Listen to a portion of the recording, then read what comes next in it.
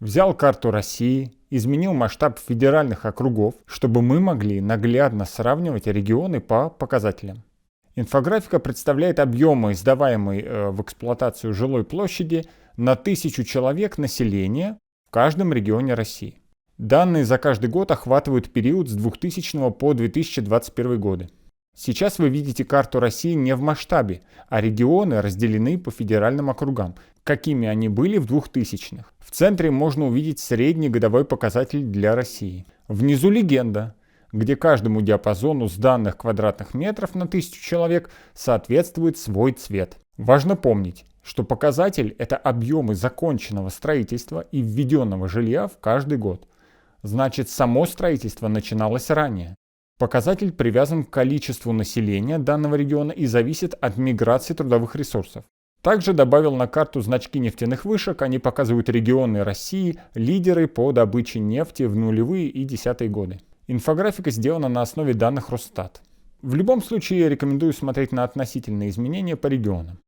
Темпы введения в целом по стране растут в нулевые, а показатели 2008 года будут превзойдены только в 2012 году. До 2005 года менее 300 квадратных метров нового жилья на 1000 россиян в год, с 2007 более 400, а с 2014 более 500 квадратных метров на 1000 жителей РФ. В Московской области пик в 2009 будет превзойден в 2014. С 2016 года Московскую область обгоняет Ленинградская. Белгородская стабильно в топ-5 регионов. Москва в начале десятых внизу списка по показателю менее 200 квадратных метров на жителя в год. 2014 год взлет Чеченской республики с последних мест, 70-го примерно, на 9-е место.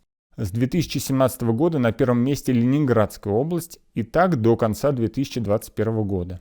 В заключении посмотрим на абсолютные величины. В таблицах видно лидеров по введению общей жилой площади за каждый год. Клетки закрасил в зависимости от федерального округа. Здесь фактически регионы-лидеры по объему строительства.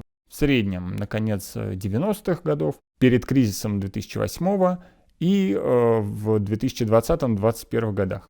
Более 20 лет в лидерах Москва и область, Краснодарский край, Татарстан, Башкортостан, Ростовская область. Последние 10 лет в топ-10 пробилась Ленинградская область, которая в 90-х и нулевых была в середине списка. Расскажите в комментариях, какие выводы еще можно сделать из этой инфографики. Спасибо за поддержку и отзывы. Меня зовут Николай Помещенко. До свидания.